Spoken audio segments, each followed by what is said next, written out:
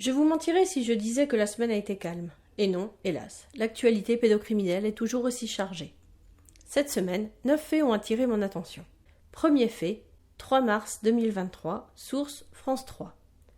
Orléans, un homme de 64 ans a été condamné à 2 ans de prison pour détention d'images pédopornographiques. Il avait été piégé par la section de recherche de la gendarmerie d'Orléans. Les cybergendarmes ont pu identifier l'homme grâce à une enquête sous pseudonyme débutée le 13 janvier sur un forum de discussion, a indiqué la gendarmerie dans un communiqué. Se faisant passer pour un sexagénaire, les enquêteurs sont entrés en contact avec le retraité, qui leur a fait part de son attirance pour les fillettes, avant de leur transmettre une image pédopornographique. Lors de sa garde à vue, l'homme a reconnu son attirance pour les très jeunes enfants. Son matériel informatique contenait plus de 11 000 images pédopornographiques représentant des enfants âgés de 4 à 10 ans. Présenté devant le tribunal correctionnel de Chartres en comparution immédiate, l'homme a été condamné à 2 ans de prison ferme avec mandat de dépôt, assorti d'une obligation de soins ainsi que d'une interdiction d'exercer une activité en lien avec des mineurs. Il est également inscrit au fichier des auteurs d'infractions sexuelles ou violentes. Deuxième fait, 3 mars 2023, source Actu 17. Toulouse. Une adolescente âgée de 17 ans a été forcée à se prostituer dans des appartements à Marseille, Bordeaux, mais également à Toulouse, pour le compte de 2 jeunes hommes. La victime est parvenue à prévenir l'un de ses proches par SMS qui a donné l'alerte. Après plusieurs semaines de calvaire, elle a été libérée par la police. 2 hommes, de 19 et 21 ans, ont été interpellés à Toulouse. Les 2 suspects ont été placés en détention provisoire. Cette affaire a débuté ce lundi 27 février au matin, quand les forces de l'ordre ont reçu l'appel d'une personne affirmant que l'une de ses proches, une jeune fille de 17 ans, était en danger, séquestrée dans un hôtel du quartier Sesquières à Toulouse. Les policiers se rendent sur place et retrouvent rapidement la mineure, qui explique être retenue par 2 hommes se trouvant dans la chambre voisine. Ces derniers ont été interpellés et placés en garde à vue. Interrogée plus longuement, la victime affirme qu'elle a fugué il y a quelques semaines et qu'elle a fait la rencontre d'un jeune homme de 21 ans qui, devant son besoin de trouver de l'argent, lui a proposé de se prostituer. Les 2 suspects prennent les choses en main et louent des logements ou des chambres d'hôtel dans plusieurs villes du sud de la France. L'adolescente enchaîne les passes mais ne voit aucun argent arriver. Elle tente de s'enfuir en inventant un rendez-vous à l'extérieur, mais ses 2 proxénètes sentent le coup venir et la menacent de s'en prendre à sa famille. La victime est rouée de coups à son retour. Elle parvient néanmoins à envoyer un SMS à l'un de ses proches depuis un téléphone. Son calvaire prendra fin peu après. Les 2 suspects ont été déférés vendredi en vue d'un jugement en comparution immédiate pour enlèvement, séquestration, proxénétisme et violence sur mineurs. Ils ont demandé un délai pour préparer leur défense avant leur jugement et ont été écroués en attente. Troisième fait, 7 mars 2023, source Le Télégramme. Chartres, un homme de 20 ans poursuivi pour proxénétisme aggravé sera jugé le 31 mars au TJ de Chartres. Cet homme a été interpellé mardi matin à Chartres par des policiers de la sûreté départementale qui enquêtent sur un réseau de prostitution depuis avril dernier. L'homme est suspecté d'être le proxénète d'une adolescente de 16 ans. Les clients, qui l'auraient contacté via son site internet, auraient eu des relations tarifées de 50 € les 10 minutes à 200 € l'heure. La mineure se prostituerait depuis plus d'1 an, notamment dans des hôtels. Le suspect, condamné une fois pour d'autres faits, a été placé sous contrôle judiciaire en attendant son procès. Il a une interdiction de paraître en Eure-et-Loir. Quatrième fait, 2 mars 2023, source Le Télégramme. Au Pays Bigoudin, un septuagénaire du Haut Pays Bigoudin a été condamné à 1 an de prison avec sursis par le tribunal de Quimper pour avoir agressé sexuellement une mineure qui faisait partie de sa famille. Ce septuagénaire du Haut Pays Bigoudin, moustache grise et crâne dégarni, comparaissait pour agression sexuelle commise sur la belle-fille de son fils, une adolescente âgée de 14 ans qui avait l'habitude avec son frère de venir passer des journées et soirées chez le prévenu et son épouse. Mais un soir, en février 2019, alors que les enfants jouent dans la chambre, le septuagénaire, en qui ils ont confiance, vient les voir. Il commence à regarder la jeune fille de la tête aux pieds, déclarant qu'elle est jolie. Puis il lui touche la poitrine, plusieurs fois, avant de caresser sa cuisse. Tétanisée, la victime demande qu'il arrête, ce qu'il fera avant de quitter la chambre. Mais il reviendra un peu plus tard et recommencera. À l'audience, il a reconnu l'essentiel des faits reprochés.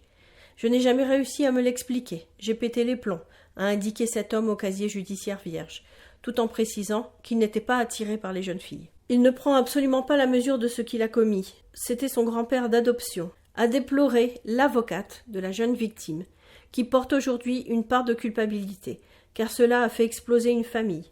Ça fait 4 ans qu'elle porte ce poids avec un courage inégalable, qu'on ne peut que saluer. De son côté, la procureure a requis 1 an de prison avec sursis. Toute sa famille a été entendue et il n'y a jamais eu la moindre inquiétude sur le comportement de monsieur, a rappelé l'avocat du prévenu. Jeudi, le septuagénaire a été condamné à 1 an de prison avec sursis et son inscription au fichier judiciaire automatisé des auteurs d'infractions sexuelles ou violentes a été ordonnée. Quoi ? J'ai bien entendu. C'est la victime qui culpabilise d'avoir fait exploser la famille et l'agresseur, lui, ne comprend pas la mesure de ce qu'il a commis. Et donc il s'en tire avec du sursis. Ah bah, on peut saluer le courage inégalable de la victime, bravo. Bah, j'hallucine. 5e fait, 1er mars 2023, source France Bleu. Caen, Ludovic Pouillard, entraîneur de basket, mis en examen pour viol sur mineur. La victime présumée avait à l'époque 14 ans quand elle aurait eu des relations sexuelles forcées. Ludovic Pouillard, entraîneur de l'équipe masculine de basket d'Orchy dans le Nord et ancien coach du Pôle Espoir de Caen, a été suspendu de ses fonctions d'après un communiqué du club d'Orchy ce mercredi 1er mars 2023. Lundi dernier, les journalistes de 20 minutes avaient révélé la mise en examen de cet ancien joueur du Caen Basket Calvados, le CBC, pour viol sur mineur prononcé fin 2022 par le tribunal judiciaire de Caen. Le parquet de Caen a ouvert une information judiciaire du chef de viol par personne ayant autorité sur la victime concernant les faits commis entre 2002 et 2004, d'après l'AFP. La victime présumée avait à l'époque 14 ans et fréquentait le pôle espoir de basket de Caen quand elle aurait eu des relations sexuelles forcées avec son entraîneur. Ludovic Pouillard était aussi à l'époque un joueur du CBC. Il a toujours nié en audition. Sa victime présumée, devenue prof d'EPS, est en arrêt maladie depuis 2 ans. Selon le président d'Orchy, M. Pouillard est venu lui annoncer de lui-même sa mise en examen pour viol et a dans la foulée été suspendu par son club. Il a déclaré à l'AFP : « Je ne l'accuse de rien, il reste présumé innocent. Mais j'ai considéré qu'il était préférable pour l'image du club et pour que notre entraîneur puisse assurer sa défense, de le mettre à pied provisoirement. » Ce cas illustre bien les nombreux cas qui se révèlent dans le milieu du sport. Tout comme le milieu scolaire ou celui de l'animation, le milieu sportif est un milieu privilégié pour les prédateurs sexuels qui sont au contact des jeunes enfants ou adolescents. Ils utilisent l'ascendant qu'ils ont sur eux et la pression qu'ils peuvent avoir pour abuser des jeunes. 6e fait, 8 mars 2023, source La Dépêche. Groslay. La cour d'assises du Tarn a condamné un père de famille de 52 ans à une peine de 8 ans d'emprisonnement et à un suivi socio-judiciaire pendant 5 ans avec injonction de soins pour viol sur sa compagne et attouchement sexuel sur une de ses filles mineures. C'était la première affaire de cette nouvelle session des Assises du Tarn, qui s'est ouverte en début de semaine au palais de justice d'Albi. L'accusé, un père de famille de 52 ans et domicilié à Groslay, a été jugé pour viol sur conjoint et agression sexuelle incestueuse sur une de ses filles mineures. Le procès s'est déroulé à huis clos. La mère et sa fille étaient présentes à l'audience, mais seule cette dernière s'est constituée partie civile. Les faits jugés se sont étalés entre janvier 2017 et avril 2019 en ce qui concerne les viols conjugaux, et entre mai et août 2019 pour les attouchements sexuels sur la petite dernière de la famille, âgée de 8 ans à l'époque. C'est un signalement qui avait provoqué l'ouverture de l'enquête et l'accusé a été placé en détention provisoire depuis octobre 2019. L'avocat général a requis l'acquittement partiel pour des faits d'agression sexuelle incestueuse et 7 ans d'emprisonnement pour les viols sur conjoint avec un suivi socio-judiciaire. Mercredi après-midi, après plus de 3 heures de délibéré, la Cour et le jury ont déclaré l'accusé coupable de l'ensemble des faits reprochés et l'ont condamné à une peine de 8 ans d'emprisonnement ainsi qu'à un suivi socio-judiciaire pendant 5 ans avec injonction de soins et son inscription au fichier des auteurs d'infractions sexuelles. Mais quoi ? Acquittement partiel pour les faits d'agression sexuelle incestueuse ? Bon, je ne dis rien, parce que là, je vais devenir vulgaire. 7e fait. 8 mars 2023, source La Nouvelle République. Laxisme judiciaire pour celui qui prostituait une jeune fille de 14 ans. Un homme de 21 ans a écopé de 2 ans de prison, dont un assorti d'un sursis probatoire, mercredi 8 mars 2023, pour proxénétisme aggravé. En février 2021, il avait contribué à prostituer son ami de 14 ans dans des hôtels de la couronne Tourangeau. Les silhouettes font bloc autour de la frêle silhouette de l'adolescente. Serrés les uns contre les autres sur leurs bancs, les proches s'érigent entre elle et son proxénète comme un rempart. Les regards échangés avec le prévenu sont tendus mercredi 8 mars 2023. Fébrile, l'homme de 21 ans, menotté dans son box, abandonne cette joute muette pour s'adresser à la présidente du tribunal. « Est-ce que je pourrais sortir, s'il vous plaît ? Je n'ai pas envie d'assister au procès », lâche-t-il de but en blanc. Avant de reprendre le récapitulatif des faits, la présidente lui répond « Non, j'ai quelques questions à vous poser ». Au cours des vacances scolaires de février 2021, le vingtenaire propose à une amie, alors âgée de 14 ans, de se prostituer afin de résoudre leurs problèmes d'argent. « Pourquoi ne vous êtes-vous pas prostituée vous-même » l'interroge la présidente sur le ton de la provocation. L'intéressé baisse les yeux, la question reste sans réponse. Avec une connaissance, il inscrit la jeune fille sur un site d'escort girl en prétendant qu'elle a 19 ans. Les deux hommes fixent les tarifs. 90 € pour 30 minutes, 150 € pour 1 heure, 60 à 70 € supplémentaires pour une fellation. Pendant 2 semaines, la jeune fille vit un enfant. Plusieurs passes par jour avec des inconnus de tout âge. Elle contractera la chlamydia au cours d'un rapport sexuel non protégé, fixé à un tarif plus élevé. Ces 2 proxénètes, eux, collectent près de 1 500 €. Une situation absolument abjecte, reconnue par l'avocat de la défense, qui regrette l'absence de tous ces hommes dans le box mercredi. Ils sont identifiables, ces clients, c'est possible d'aller les chercher, peste-t-il. Une colère partagée par l'avocat de l'association France Victime 37, administrateur ad hoc de l'adolescente. Sa jeunesse était évidente. Comment imaginer qu'elle était majeure, s'indigne l'avocat de la défense. On paye, donc ça autorise à fermer les yeux. Les sites d'escorte qui proposent les rayons de femmes à consommer et les chaînes d'hôtels qui permettent d'abriter la prostitution sont également étriés par la partie civile.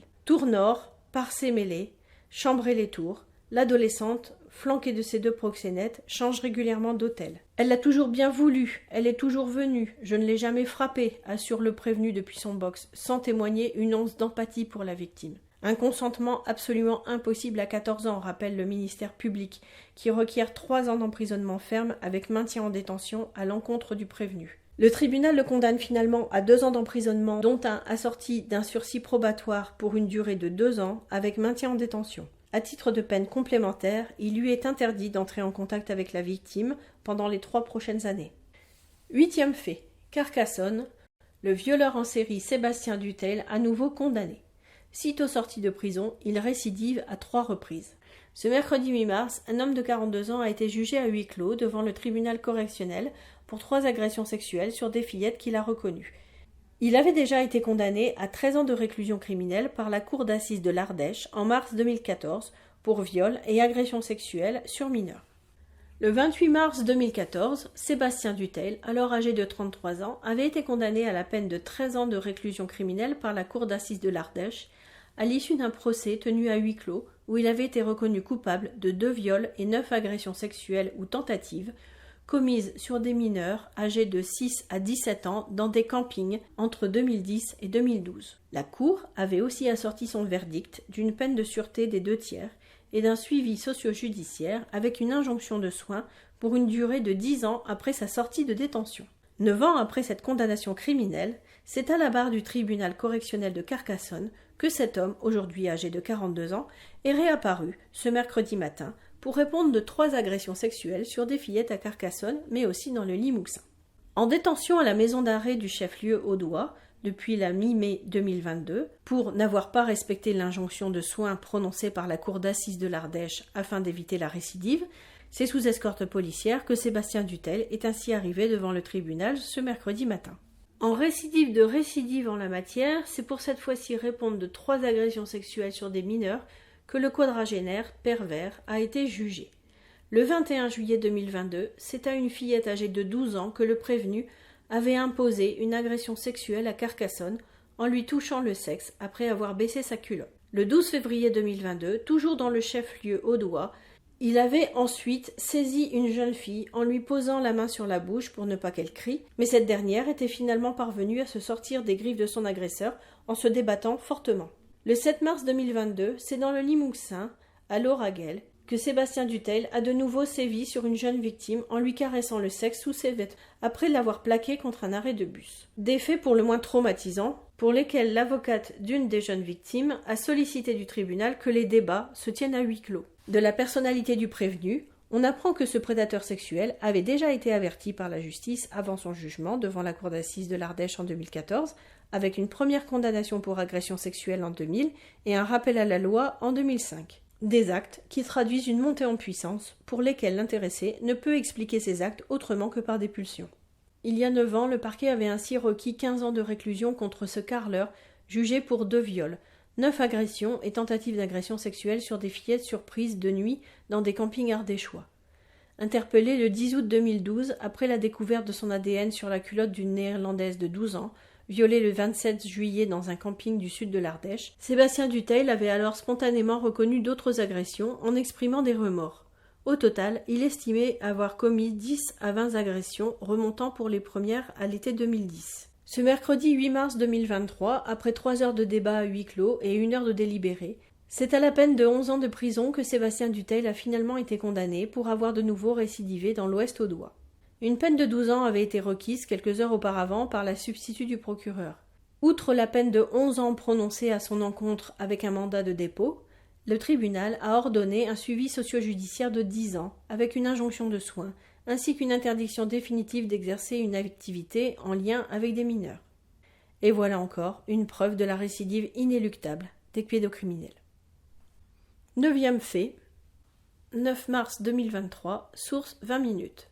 Finistère, jugé pour des viols dès l'âge de 13 ans, un jeune homme condamné à 10 ans de prison. Il n'avait que 13 ans lorsque les faits ont commencé. Pendant 4 jours, du lundi 6 au jeudi 9 mars 2023, la cour d'assises des mineurs du Finistère a jugé un jeune, aujourd'hui âgé de 20 ans. De 2015 à 2020, il a commis des viols, agressions sexuelles sur 6 victimes faisant partie de ses proches, notamment sa sœur. Le jeune homme était également poursuivi pour diffusion d'images pédopornographiques à l'encontre d'une 7e victime.